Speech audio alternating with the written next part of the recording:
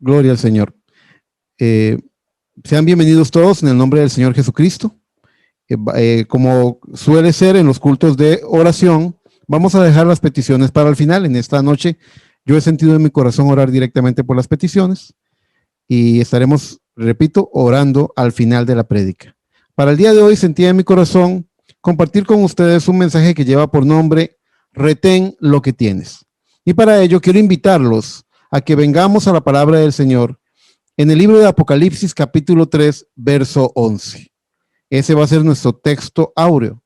Pero para darle un contexto a lo que queremos hablar, porque verdaderamente retén lo que tienes puede ser tan amplio, pero queremos darle un enfoque hoy que nos permita sostener la victoria cristiana en las diferentes etapas que hemos tenido. Y para contexto, entonces, después de Apocalipsis 3:11, vamos a leer Hebreos capítulo 6, del verso 1 al verso 3.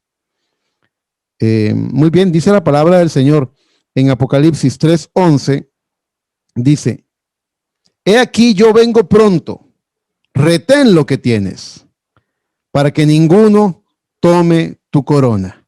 La novia debe decir amén a esa palabra. Y lo siguiente es en Hebreos capítulo 6. En el capítulo 6, en el verso de los versos 1 al verso 3, dice así la palabra del Señor. Por tanto, dejando ya los rudimentos de la doctrina de Cristo, vamos adelante a la perfección, no echando otra vez el fundamento del arrepentimiento, de obras muertas, de la fe en Dios, de la doctrina de bautismos, de la imposición de manos, de la resurrección de los muertos y del juicio eterno. Y esto haremos si Dios en verdad lo permite.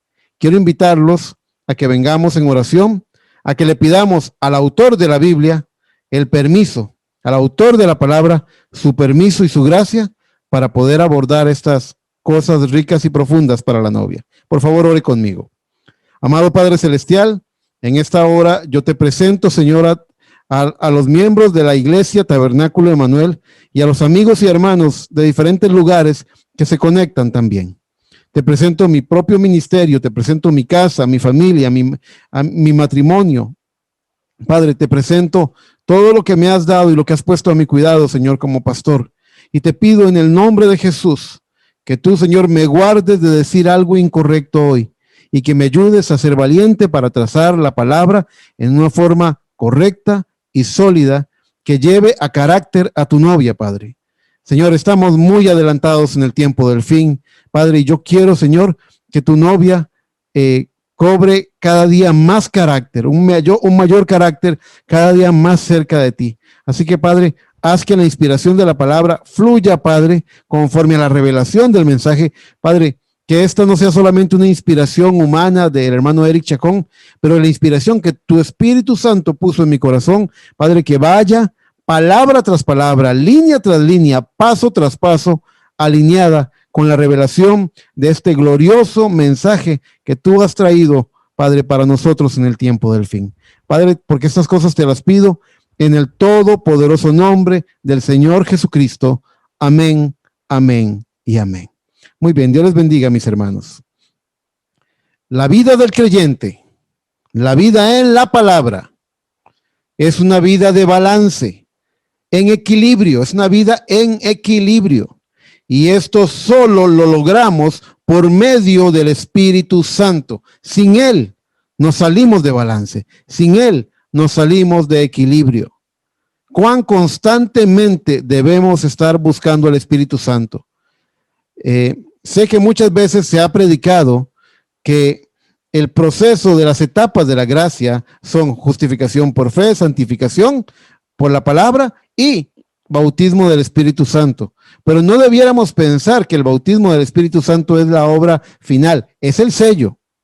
Pero detrás de esto viene un crecimiento, viene una maduración. Así que si mi petición en esta noche, Señor, tanto para mi vida como para la vida de mi esposa, de mis hijas, de esa madre que tenemos en casa, de nuestra hermana Ana, mi suegra, y de cada hermano y con sus familias, no queremos solamente conformarnos con un bautismo del Espíritu Santo, pero queremos una constante rellenura del Espíritu Santo, que nos desbordemos en el poder del Espíritu. Y aquí vamos a hablar un poco sobre el dilema que nos presenta el contexto de Hebreos 6. La palabra del Señor le dice a los valientes, esta es una palabra para vencedores. Usted sabe, si usted lee los capítulos 2 y 3 de Apocalipsis, dice una serie de desafíos como este. He aquí vengo pronto. Retén lo que tienes para que ninguno tome tu corona. ¿A quién le predica? ¿A quién le habla la palabra de estas cosas? A los vencedores, porque en cada edad de la iglesia, en cada carta de las 7 cartas a las iglesias en Asia Menor, dice, al que venciere, le daré esto o aquello. Estas cartas, estos mensajes, estos 7 mensajeros en 7 edades de la iglesia, le están hablando a los vencedores de cada edad. Así que tenemos que aprender a retener y a no perder lo que hemos ganado en el Señor. Sin embargo, quiero hacerles una comparación que hace Pablo. Pablo le hace un reclamo a los creyentes de su edad respecto a la falta de madurez espiritual, y lo hace precisamente una página antes en el libro de Hebreos, en el capítulo 5. Tan solo torne esa página de Hebreos 6 a Hebreos 5, y en el verso 12 aparece un reclamo del apóstol Pablo a los creyentes de su día, diciéndoles, porque debiendo ser ya maestros, después de tanto tiempo, tenéis necesidad de que se os vuelva a enseñar cuáles son los primeros rudimentos de la palabra de Dios, y habéis llegado a ser tales que tenéis necesidad de leche y no de alimento sólido. Si usted se fija, esto es lo último que dice antes de venir con la afirmación que nos hace en Hebreos 6, donde dice, empieza a hablar de dejar los rudimentos e ir a la perfección. Y pudiera malentenderse. Y yo hoy, en esta noche, el objetivo que tiene esta prédica es combatir un concepto erróneo que se está propagando entre las iglesias del mensaje. Yo hoy quiero pararme firme en lo que creo, quiero pararme firme en lo que en la convicción que el Señor ha puesto en mi corazón conforme a mi llamamiento. Yo solamente soy un pequeño ministro, pero voy a hablar lo que Dios ha puesto en mi corazón a hablar. Es muy usual encontrar a muchos creyentes, a muchas iglesias y aún a ministros fallando en el aplicativo espiritual de comprender esta forma que tenía Pablo de comparar la madurez de un creyente. Pudiera malentenderse lo que él está tratando de decir. Y para ello voy a ir paso por paso. Número 1, quiero establecer una pregunta. ¿Cómo se mide la madurez de un creyente? ¿Cómo saber si éste ha crecido en la gracia de Dios? ¿Cómo medir si está acercándose más y más a la estatura de Jesucristo? Son preguntas relevantes, son preguntas importantes que tienen que ver mucho con la novia de este tiempo del fin. Bueno, ¿cómo medimos la madurez de un creyente? ¿Será acaso por lo que sabe, lo que ha aprendido, lo mucho que ha memorizado de la Biblia, las muchas citas del mensaje que ha aprendido? La respuesta es no. No es así como se mide cuánto ha crecido o madurado un creyente. ¿Será por lo bien que habla, lo hermoso que ora o predica? La respuesta sigue siendo no. ¿Será acaso por las muchas cosas que hace, cuánto sirve y lo comprometido que está en cada proyecto de la obra de Dios? Debo decir, mis hermanos, que tampoco es eso. La respuesta sigue siendo no. La palabra del Señor nos dice en 1 Corintios capítulo 13, verso 1 hasta el verso 3. Si yo hablase lenguas humanas y angélicas y no tengo amor, vengo a ser como metal que resuena o címbalo que retiñe. Y si tuviese profecía y entendiese todos los misterios y tuviese toda ciencia y si tuviese toda la fe de tal manera que trasladase los montes y no tengo amor, nada soy. Y si repartiese todos mis bienes para dar de comer a los pobres y entregase mi cuerpo para ser quemado y no tengo amor, de nada me sirve, dice la palabra del Señor. Pablo había hallado una característica en esa parte del rebaño que aún era inmadura y tenía necesidad de leche. La respuesta está en Primera de Corintios, en el capítulo 3, del verso 1 hasta el verso 4. Allí encontramos las características del rebaño que necesita madurar. Dice así, en el verso 1 al 4 de Primera de Corintios 3. De manera que yo, hermanos, no pude hablaros como espirituales, sino como a carnales, como a niños en Cristo. Os di a beber leche y no vianda, porque aún no erais capaces, ni sois capaces todavía, porque aún sois carnales, pues habiendo entre vosotros celos, contiendas y disensiones, dice él, y hace una pregunta: ¿no sois carnales y andáis como hombres? Porque diciendo el uno, yo ciertamente soy de Pablo, y el otro, yo soy de Apolos, ¿no sois carnales? Oh, mis hermanos, esos celos y ese espíritu de contienda nos dicen que si hay alguno así, aún es niño. Pero hermano, y fulanito y sutanita que tienen 30 años de estar en la iglesia, aún es niño. Si en esa persona hay celos, contiendas y disensiones. Pero hermano, si es un ministro, peor aún es niño. Vean, hay gente que me podría decir, pero vea Moisés, ¿acaso Moisés no hizo una rabieta allá en Meriba, en la roca de la disputa, en la roca de la contienda? Él tenía que hablarle a la roca. Dios le dijo, háblale a la roca. Y Moisés tomó la vara y se fue. Y Moisés estaba molesto con aquella gente tan malagradecida que había visto las plagas, que habían visto las señales, que habían visto el mar abrirse, que habían visto la columna de fuego, que habían visto señal tras señal tras señal. Y Moisés estaba cansado, humanamente como hombre estaba cansado. Vea, la Biblia dice que Moisés era el hombre más manso de la tierra, y el hombre más manso de la tierra perdió los estribos. Y vino y dijo, ¿qué? ¿Os hemos de sacar agua de esta roca? Se jactó y luego le dio un golpe a la roca y le dio otro golpe a la roca. Y Dios, que no se desdice de su llamamiento, dio agua de la roca. Pero luego dijo, Moisés, Aarón, vengan para acá. Y los puso a cuentas porque no santificaron el nombre de Dios. Parecía que estaban diciendo que ellos podían darle agua, cuando el único que podía darles agua de la peña era Jehová de los ejércitos, el Espíritu Santo, Dios mismo. No hay otro. Ningún hombre puede abrogarse, nada. Solamente Dios hace estas cosas. Así que esa rabieta no significa que porque fuera profeta de Dios estuviera correcta. Hermano, ¿y qué de Eliseo con aquellos 2 osos que mataron a los 42 muchachos? Eso no quiere decir que estuviera correcto. El profeta habla de un profeta con temperamento. Y Pablo, que se peleó con Bernabé, dice la Biblia en el libro de Hechos que se dieron tal pleito que uno se fue para Antioquía y el otro se fue para Tarso, peleados.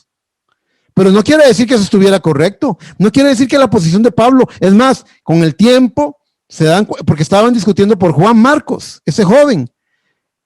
Pablo lo estaba descalificando y Bernabé tenía fe en que el muchacho tenía llamamiento.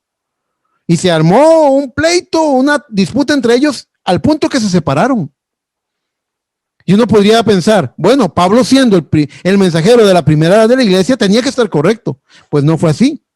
Cuando pasa el tiempo, cuando Pablo madura, viene y le escribe y dice, envíame a Juan Marcos, mándame el capote y los rollos, dice, y envíame a Juan Marcos que me es útil para el evangelio.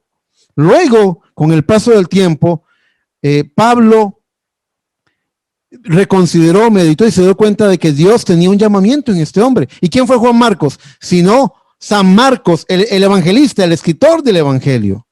Así que nos damos cuenta de que no podemos hacer soberanas las cosas que ocurrieron en el pasado porque nosotros tenemos un llamado más alto. Eso no quiere decir que esté bien o que nosotros, quienes hemos recibido más luz, más palabra y más revelación, seamos llamados a actuar de esa forma.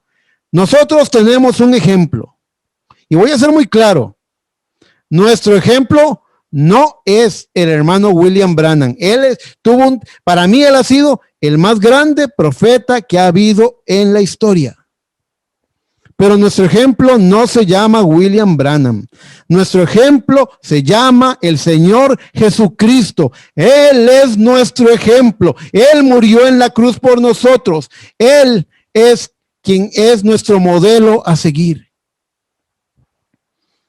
Ustedes van a encontrarse en este compañerismo del mensaje a algunos hermanos que le van a decir que ya no se debe predicar sobre esos fundamentos. Le van a decir que estamos en otro tiempo, en otro nivel, que es otra la sazón. Y todo eso es cierto. Pero eso no significa que descuidemos lo que hemos recibido de Dios. Debemos ser como Samuel, que no dejó caer en tierra ni una sola de las palabras del Señor. Algunos otros le van a decir que en su iglesia solo tiene creyentes verdaderos. Yo he escuchado a algunos ministros decir que en mi iglesia solo hay creyentes verdaderos, pero el profeta dijo que hay 3 clases de creyentes: el manufacturado, el incrédulo y el verdadero. ¿Qué decimos en contra de eso? Le van a decir que ahí hay solo novia. Pero ya usted sabe lo que dijo Cristo, que el trigo y la cizaña permanecerán hasta la siega. Hasta la siega. Está escrito así. ¿Estamos en un día más alto? Sí, Señor, estamos en un día más alto. ¿La palabra es más alta? Definitivamente cierto. ¿Debemos dejar de predicar los fundamentos? Mucho cuidado con esa afirmación. Retén lo que tienes. En esta noche nos está diciendo que no dejemos por mucho que avancemos en el conocimiento del Señor, en la vivencia del evangelio, del reino, para este día, que no abandonemos lo que Dios nos ha dado, que no descuidemos los principios de la vida cristiana que recibimos. En Mateo capítulo 23, verso 23, Cristo hace una afirmación poderosa a los fariseos. Les dice: ¡ay de vosotros, fariseos, escribas y fariseos, hipócritas! Les dice, porque diezmáis la menta y el eneldo y el comino, y dejáis lo más importante de la ley, la justicia, la misericordia y la fe. Y les hace una recomendación. Dice: esto era necesario hacer sin dejar de hacer aquello. Y creo que muchas veces las personas que piensan que los fundamentos quedaron atrás y que estamos en un tiempo más alto, están dejando de hacer aquello por hacer esto que tenemos por delante.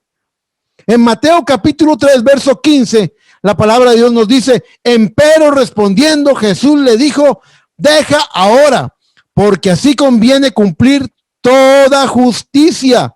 Entonces le dejó. Bendito sea el nombre del Señor. Por ejemplo, si la iglesia deja de predicar arrepentimiento, ¿por qué? Porque arrepentimiento son los fundamentos. ¿Qué es lo fundamental que se le dice a una persona que conoce de Cristo? Arrepiéntete. Y habrá quien diga: no, arrepentimiento, eso es para otro día. Estamos en otro tiempo, estamos más alto. Alguien les va a decir eso un día de estos, hermanos. Escuchen mi voz. El profeta mismo nos advierte que si dejamos de predicar arrepentimiento, nos estamos saliendo del cuadro, porque el mismísimo profeta dijo en el mensaje las 5 características definitivas de la iglesia del Dios vivo, que una de esas características será precisamente el mensaje de arrepentimiento que la iglesia tiene. No podemos abandonar ese mensaje. No podemos descuidar el mensaje de arrepentimiento. Aquellos que creyeron en el mensaje de Lutero tuvieron la porción que el Espíritu Santo tenía para ese día. Y el mensajero dice que fallaron. ¿Cuándo? Cuando el Espíritu Santo dobló en la esquina y ellos siguieron directo. Ellos no fueron sensibles a la guianza de Dios. ¿Y qué hicieron? Una denominación que se salía del original. Muchos de ellos dijeron seguramente: nosotros estamos progresando, avanzando, pero no supieron darse cuenta de ese doblar de la esquina. Y lo mismo fue con Wesley y con los pentecostales. No con Wesley, quiero decir, con los seguidores de Wesley. No con Lutero, con los seguidores de Lutero. Lo mismo ocurrió con la edad pentecostal. Se desviaron. ¿Cómo se desviaron? ¿Quiere que les advierta? Esta es una clara admonición. Yo soy una persona, vea, escúcheme hermano, yo soy una persona que a mí me gusta decirle amén a la palabra. Y cuando hay un mensaje, ustedes me ven levantando la mano, diciendo amén, gozándome, aplaudiendo. Yo creo en respaldar la palabra de Dios. Yo creo que el Espíritu Santo está hablando en el púlpito y el Espíritu Santo está diciendo amén en la banca. Yo lo creo con todo mi corazón. Pero les voy a advertir algo. Los que se han desviado, se desviaron bajo entusiasmo. Y tomaron el espíritu el uno del otro, dice el profeta. Cayeron en presunción. El profeta predicó un mensaje que se llama presumiendo. Presumiendo no quiere decir, como lo entendemos en esta sociedad occidental, aquí en Latinoamérica, presumir, alguien podría decir, ay, vean el hermano Eric, qué presumido con esa corbata o con ese blazer. No se trata de eso. Cuando el profeta dijo presumiendo, es hacer una presunción, que significa avanzar sin autoridad. Bendito sea el nombre del Señor. Cayeron en una presunción. Mucho cuidado con desviarse bajo entusiasmo.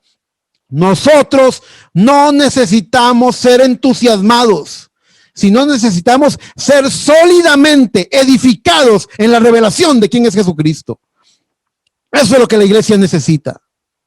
Qué fácil es estancarse y quedarse atrás, pero cuánto más fácil es presumir y adelantarse, avanzando sin autoridad. Hoy tenemos hermanos reclamando que la iglesia rechazó al mensajero. Yo lo he escuchado. Su pastor, hermanos, lo ha escuchado, reclamando que la iglesia rechazó al mensajero de esta edad porque no se ponen las cintas en los púlpitos. Y yo oigo las cintas. Y yo promuevo que mi iglesia, oigan Tabernáculo Emanuel, oigan las cintas, oigan los mensajes del profeta. Yo lo promuevo. Bendito sea el nombre del Señor. Que escuchen las cintas. Pero el profeta enseñó muy claro respecto al ministerio quíntuple. En vez de crecer sólidamente en la revelación del mensaje, presumimos de un lado, en un extremo, que el mensajero no ha terminado su ministerio. Presumimos que él tiene que venir. Y del otro lado, empezamos a hacer una exaltación excesiva de la novia. Cuando voy a ser muy claro, el profeta dijo claramente en el mensaje perseverante que la iglesia no tiene poder. La iglesia no tiene ni una pizca de poder, pero le ha sido dado poder por autoridad, por delegación de autoridad. En la medida en la que el Espíritu Santo ve carácter en su iglesia, ve carácter en su novia, ve carácter en los suyos, en esa medida la delegación de autoridad les va dando más y más poder. Es así como funciona. Nos vamos al extremo diciendo que el mensajero tiene que volver, o nos vamos al otro extremo dándole una exaltación a la novia cuando toda la honra y toda la gloria le pertenece única y exclusivamente a Jesucristo y a nadie más. Toda la honra es para él. Él no comparte su gloria con nadie. ¿Qué debemos hacer con los fundamentos entonces? ¿Serán cosa para otro tiempo? ¿Será que eso quedó atrás? El mensajero dice, cuando él está hablando de ciertas pruebas, él dice que las pruebas vienen, dice, usted ve a un árbol que es sacudido por los vientos de la tormenta. Usted ve la copa del árbol que se está estremeciendo, cómo caen ramitas, cómo caen hojas, cómo caen frutos. Usted lo ve que se está sacudiendo por esos vientos huracanados de la tormenta. Pero mientras la copa está siendo sacudida, dice, abajo, en la raíz, cuando el viento empuja hacia el norte, las raíces se abren camino hacia el sur. Cuando el viento empuja hacia el sur, las raíces se abren camino hacia el norte.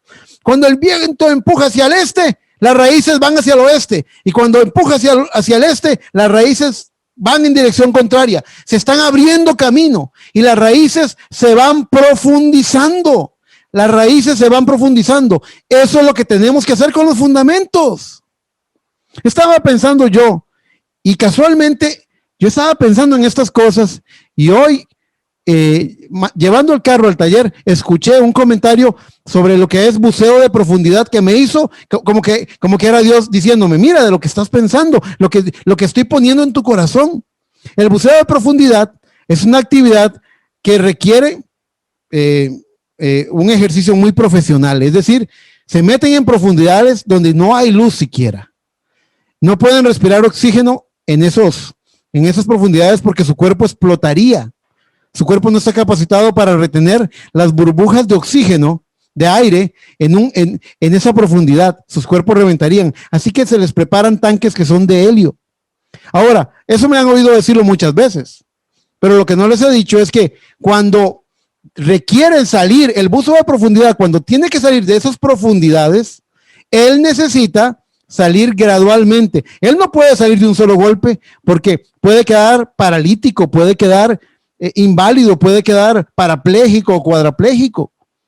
Una burbuja se le puede ir al cerebro y le puede hacer daño. Él tiene que subir suavemente, lentamente, de lo profundo, venir lentamente. E incluso hay momentos en que en lo profundo, subiendo en cierta profundidad, tiene que tener lo que llaman como una esfera, como una especie de habitación metálica, donde se queda un rato haciendo lo que llaman descompresión.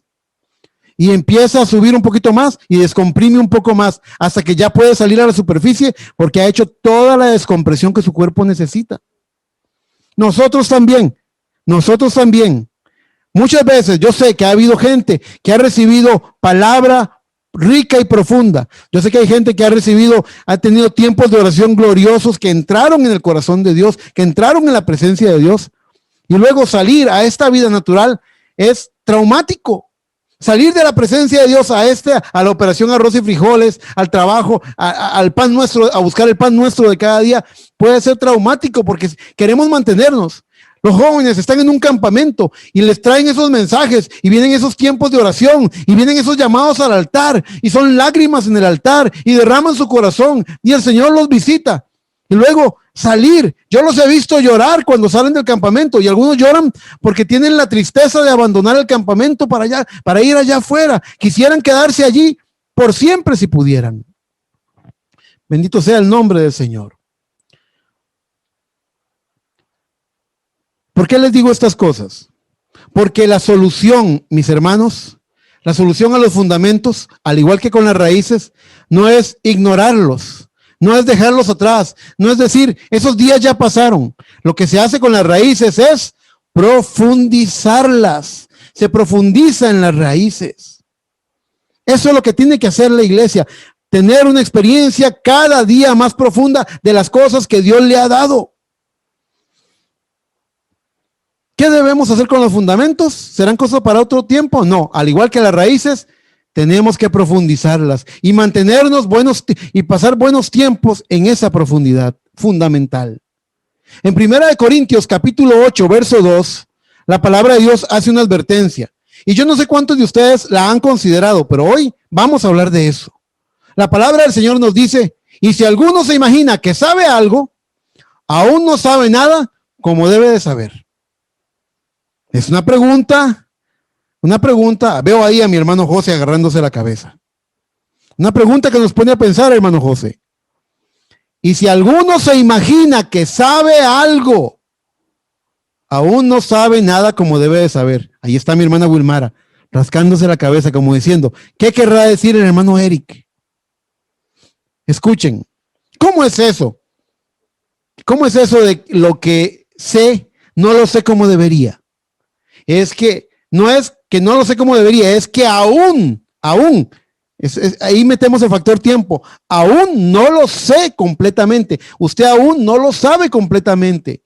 Cuando vemos cada tema de lo que pudiéramos llamar fundamentos como un proceso, no como un hecho aislado que ocurrió. ¿Cuándo se arrepintió usted? En 1990, en diciembre del 90 yo conocí al Señor y yo me arrepentí. Y dejo el arrepentimiento allá plantado, lo dejo tirado en diciembre, el 20 de diciembre de 1990. ¿Cuándo se bautizó usted? Justificación. La dejo allá botada el domingo 23 de enero de 1991. ¡Oh! Qué gran error y qué desperdicio el hacer eso con estas cosas. Cuando lo vemos como un proceso en desarrollo en la vida del creyente, eso nos permite sumergirnos cada vez más profundo en esas cosas. Arrepentimiento no fue un hecho aislado hace 20 o 30 años cuando creíste en Cristo. Arrepentimiento, mi hermano, es un proceso.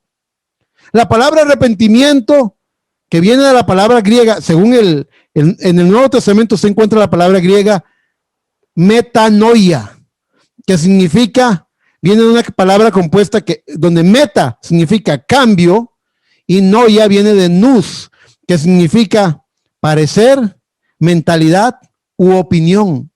Arrepentirse significa cambiar de opinión, cambiar de mentalidad, cambiar de parecer. ¿A cuál parecer? ¿A cuál mentalidad? ¿A quién voy a creerle? ¿A Eric? ¿A Josué? ¿A Laura? No, el cambio de opinión debe tornarse a la opinión que Dios tiene de las cosas. Y para eso nos dejó su sagrada palabra, su santa palabra, la cual vale la sangre del Cordero, la cual fue abonada con la sangre de millones de mártires, que murieron a lo largo de las edades. Piense cuántos. 68 millones de mártires cristianos murieron para que usted tenga Biblia en sus manos. Oh, mi hermano, usted debería temblar. Eso debería sacudirlo. Eso debería tocar su corazón. 68 millones de valientes murieron para que usted tuviera Biblia, para poder creerla, para poder amar a Cristo, para poder servirle. Usted debería enamorarse de eso. Eso debería hacer que usted abrace esa Biblia, que usted bese esa Biblia y que usted la guarde con toda reverencia. Arrepentimiento es un proceso. No es una cosa que dejamos allá botada porque esos tiempos ya pasaron. ¿Hasta cuándo? ¿Por qué es un proceso? Porque yo voy, mi opinión, vea, eso funciona así. La opinión de Eric hoy, si Eric está progresando, si Eric está avanzando y madurando, la opinión del hermano Eric hoy debe ser mejor que la que tuvo ayer. Y mañana debe ser mejor que la que tengo hoy. Y así con cada uno de ustedes. ¿Hasta dónde? Siguiendo la mente de Cristo, aprendiendo de Cristo, hasta tener la mente de Cristo, hasta que podamos captar los pensamientos divinos y considerarlos en cada versículo más profundamente de lo que el pensamiento nos sugiere, hasta que nos sea revelado en profundidad. Arrepentimiento se puede profundizar todos los días. Arrepentimiento no fue el día que dijiste, creo en el Señor. Arrepentimiento tiene que estar vivo hoy. Tenemos que seguir. Como Pablo dijo, ya no vivo yo, sino que Cristo vive en mí. Morir, menguar, para que Él crezca. Y cada cosa de esta vida, no solamente los pensamientos de la palabra, pero el aprendizaje que tenemos de cada cosa de esta vida y de la vida venidera en su exacta valoración. ¿Según quién? Según la opinión de Dios. Arrepentimiento es un proceso, y si usted lo deja botado, usted está estancado, usted se que está quedando atrás, y usted quiere hablar de los truenos, y usted quiere hablar de la venida del Señor, y usted quiere hablar de la piedra de corona, pero no puede dejar botado arrepentimiento. Cristo le dijo a los fariseos en su error, esto era necesario hacer, sin dejar de hacer aquello. No suelten aquello, no abandonen aquello, lo que son los pilares de la fe. Arrepentimiento es un proceso. Oración, oh mis hermanos, oración es un proceso. Hay un momento en el cual yo he tenido hermanos que han venido a Cristo que me han dicho, hermano, ore conmigo, hermano, dirige la oración, hermano, enséñeme a orar. Yo no sé orar. Yo sé eso. El profeta mismo cuenta que cuando él estaba, antes de convertirse al Señor, cuando él quería hablar con el Señor, él no sabía cómo, así que él escribió una carta y tomó la carta y se fue al bosque porque él siempre decía, Dios tiene que estar en su creación, Dios tiene que pasar por este bosque tan lindo. Y él clavaba la carta en un árbol diciendo, por aquí va a pasar Dios y él va a leer mi carta. Así empezó orando el profeta. El profeta cuenta que una vez encontró a un hombre diciendo, la historia de un ministro que encontró a un hombre en el altar diciendo A, B, C, D, E, F, G. Y que el ministro le molestó eso, que le parecía como que se estaba burlando. Y le dijo, ¿por qué estás haciendo esto? ¿Por qué no agarras en serio estas cosas? Y el hombre le dijo, no, hermano, no es eso. Lo que pasa es que yo soy un hombre muy torpe, yo no sé hablar, yo no sé orar, yo no sé qué voy a pedir, no sé hacerlo bien, yo no puedo hacerlo. Así que yo solamente estoy poniendo todas las letras del abecedario y yo creo que Dios puede formar la oración. Yo creo que Él puede pedir lo que yo no sé pedir. Principios de la oración. Pero la oración también es un proceso que se hace más vivencial y más continuo. ¿Hasta dónde? Hasta que lleguemos a orar sin cesar, manejando hacia el trabajo, manejando hacia los estudios, en el bus hacia la universidad, en casa, en cada momento, orando sin cesar, en todas partes, en cada cosa de nuestras vidas, menguando nosotros hasta poder decir, ya no vivo yo, sino que Cristo vive en mí. La palabra de Dios nos dice en el libro de Efesios, en el capítulo 2, nos habla, en el verso 11 nos habla de que antes estábamos lejanos y ajenos a los pactos de la promesa. Y nosotros hemos pasado a lo largo de, así como la humanidad ha pasado por pactos, nosotros también hemos tenido que ir madurando en fe a un camino cada vez más perfecto. Este acercamiento es similar, es semejante, este acercamiento a la semejanza de Cristo en nosotros, esta maduración es fruto de lo profundo que hemos llegado a estar en cada etapa. El profeta dice, usted quiere, con Cristo no hay atajos. Si usted quiere caminar el camino, si usted quiere estar bien con Él, vaya y devuélvase a donde lo dejó. Si usted no completó su arrepentimiento, ¿cómo no lo completé? Si yo me arrepentí sinceramente, hermano Eric, sí, pero ¿cuántos están pensando lo mismo que pensaban hace 10 años? ¿O cuántos han ido avanzando en la mente de Cristo? ¿Cuántos son más bondadosos? Vea la vida de Pablo. Pablo, y yo se lo digo mucho a los ministros jóvenes, oigan los que predican la palabra, escuchen este consejo. Todos los ministros, todos los ministros, normalmente venimos a ser parte de dos extremos en un mismo plano. En ese extremo, todos queremos ser como Juan el Bautista. Todos queremos no dejar, como dicen en Costa Rica, no dejamos muñeco con cabeza. Somos duros. Queremos decir la verdad. Todos somos así. Al principio, todos somos así. Como Juan el Bautista que vino y abrió la puerta y vio a Herodes y le dijo, no te es lícito tener a la mujer de tu hermano en tanto que éste vive. Así fue Pablo. Pablo en una ocasión dejó muda a una persona por unos días. En otra ocasión vino y reprendió a un espíritu de adivinación y que trajo un tremendo alboroto. Él era un hombre de armas tomar, él era un hombre intrépido. Así era Juan el Bautista, tenía el espíritu de Elías. Muchos admiramos el ministerio del profeta porque el espíritu de Elías se ve reflejado en la vida del profeta. Y muchos lo tomamos como un modelo a seguir. Pero mis hermanos, tenemos que avanzar hacia la perfección. En el plano, en ese plano, en un extremo, todos comenzamos como Juan el Bautista. Pero vea y examine la vida de San Pablo conforme va corriendo el tiempo y va haciéndose un hombre anciano. Véalo a él diciendo en el libro de Romanos, verdad digo en Cristo y no miento, que quisiera ser anatema, apartado de Cristo por causa de mis hermanos en la carne. Él había llegado a un punto, él casi era como Cristo en el Calvario diciendo, Padre, perdónalos porque ellos no saben lo que hacen.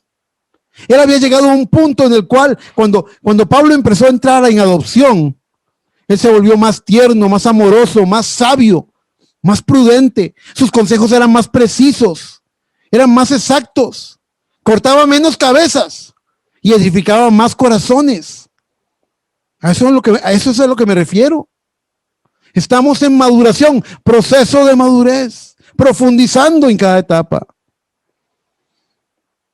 Hay algunos que han aprendido tanto, pero tantísimo del mensaje, que ya no solo no predican arrepentimiento, sino que han dejado atrás la santidad. Esas cositas eran para antes, hermano. Ahora estamos en un tiempo más avanzado. No lo crean. Tabernáculo Emanuel, no crean a esa voz.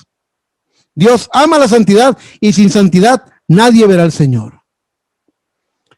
Pero la novia vive cada día más y más las riquezas de la fe, la santidad, el bautismo. Voy a decirles algo, hablando de los fundamentos.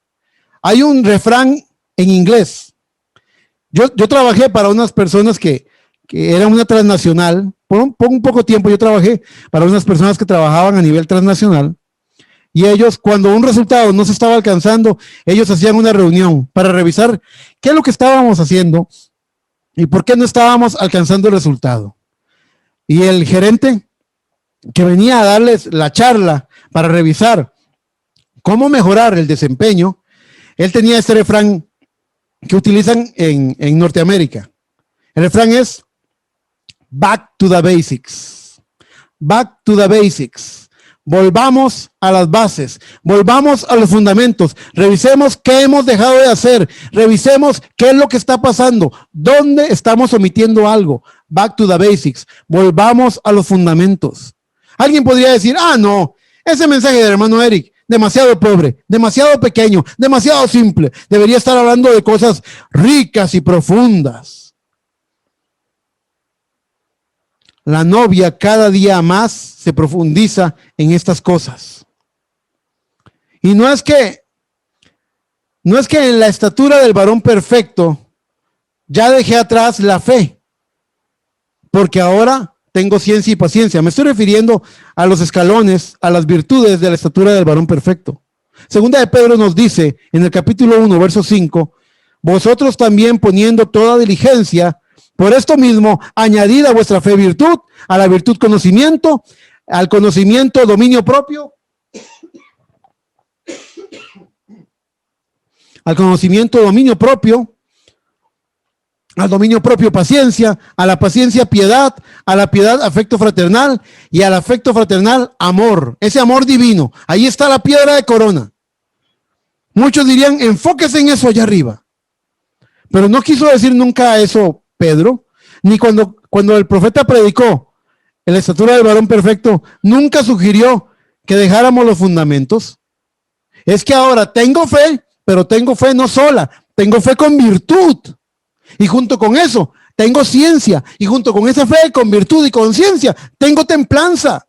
Es avanzar hacia la perfección sin dejar de hacer aquello como erróneamente lo hicieron los fariseos.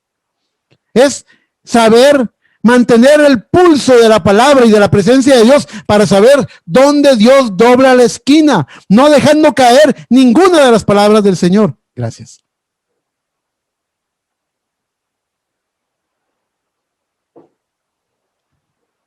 Es avanzar hacia la perfección.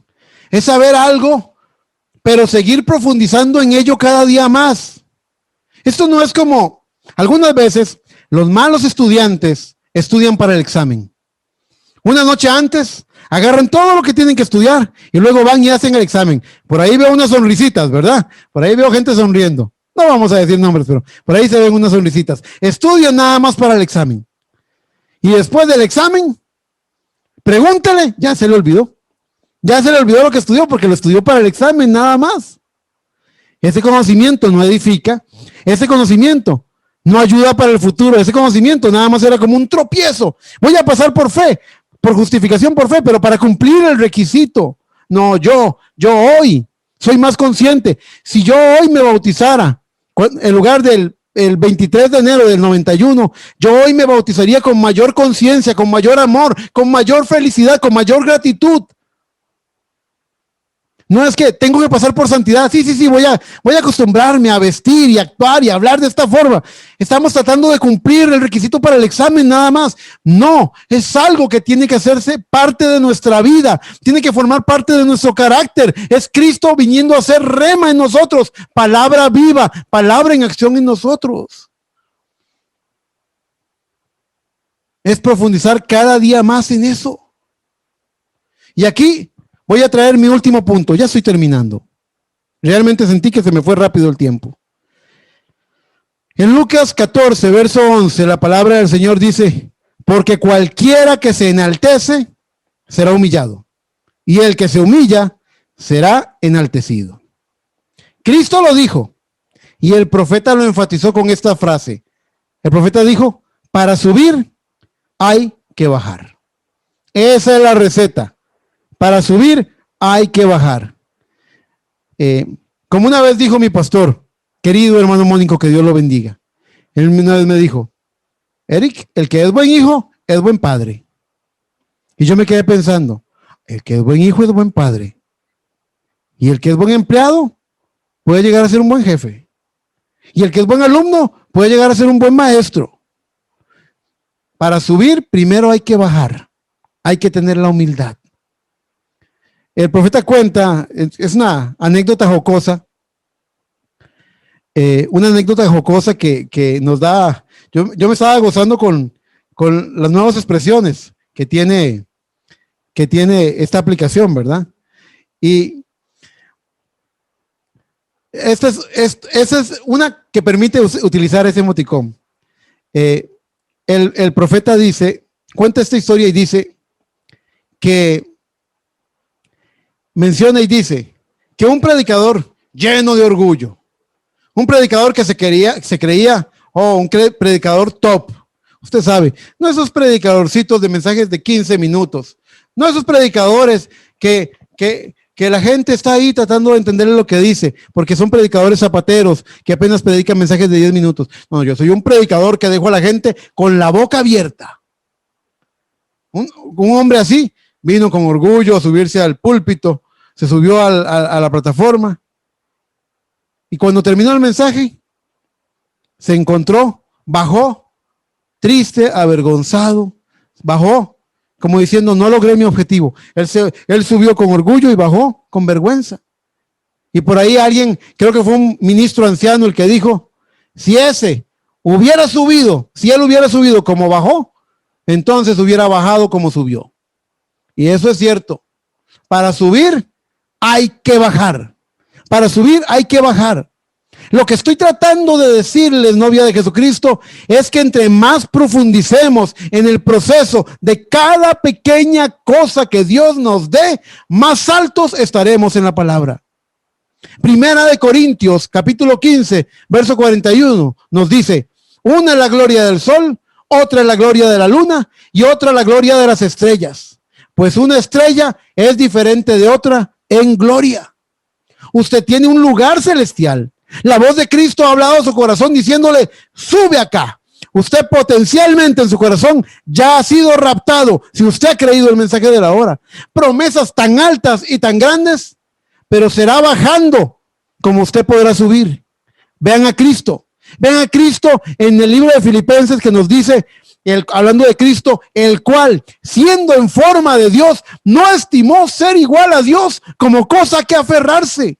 Piensen en eso un momento, sino que se hizo obediente, se hizo siervo, obediente. Siendo el jefe, se hizo siervo. Siendo el que debía mandar, se hizo obediente. Hasta la muerte. Y no cualquier muerte. Muerte de cruz. Cuando lo desnudaron, cuando lo escupieron, cuando lo azotaron. Él se sometió voluntariamente a ese proceso. Él se humilló a sí mismo. ¿Y cuál fue el resultado de esa humillación? Dice la palabra del Señor. Por tanto, Dios lo exaltó hasta lo sumo y le dio un nombre que es sobre todo nombre, para que en el nombre de Cristo Jesús se doble toda rodilla de los que están en los cielos y en la tierra. Para subir hay que bajar. No caigan en las trampas seductoras. Sí estamos en un día más alto. Sí la palabra está más alta. Sí hemos recibido más luz. Pero cuando les digan, ya dejen de predicar eso de bautismos, eso de oración, eso de santificarse. Ya dejen de predicar esas cositas. Ahora tenemos que predicar cosas más altas. Recuerden esto. Entre más profundicen ustedes en esto, más altos estarán ustedes en la vivencia de la palabra. Una persona que todos los días ve el avance en su arrepentimiento, que todos los días ve cómo su mentalidad cambió y está más cerca de la mente de Cristo, que ha captado los pensamientos divinos. Una persona que tiene una vida solemne en oración, que practica la oración, que ha hecho de la oración una forma de vida, un estilo de vivencia, que a donde vaya está meditando, está orando, está hablando con Dios. Esa persona está alta en la vivencia de la palabra. tenemos que profundizar como las raíces, porque bajando es como vamos a subir. Bajando es como vamos a llegar a nuestro lugar celestial, bajando y humillándonos. Y el profeta de Dios dijo, Dios necesita hombres que puedan pasar por debajo de un ladrillo. Si a mi Señor escupieron, si a mi Señor si de mi Señor se burlaron, si a mi Señor clavaron en la cruz, si de mi Señor no tuvieron respeto ni temor, ¿quién soy yo? Ahora entiendo al apóstol Pedro, que cuando lo iban a crucificar, él dijo, no, yo no puedo morir, yo no soy digno de morir como murió mi Señor. Y la historia dice que lo crucificaron de cabeza, porque él no se sentía digno de morir como murió su maestro. Oh, mis hermanos, verdaderamente estamos en el tiempo del fin. Verdaderamente, hoy la palabra es más alta, pero no es más alta para que tengamos una concepción intelectual de ella. Es más alta para que tengamos una vivencia de ella. Una vivencia. Yo siento decirle esto al rebaño que pastoreo. Y si alguien puede recibirlo, recíbalo en su corazón. Para subir hay que bajar. Muchos de nosotros no hallaremos la verdadera unidad en el pueblo del Señor hasta que aprendamos a ser más humildes, hasta que aprendamos a ser más sencillos. Con todo mi corazón, con lo mejor de mi alma, con todo mi amor, les comparto este consejo y espero que les sea de bendición. Gloria al Señor. Bendito sea el nombre del Señor. Que el Señor les bendiga, mis hermanos.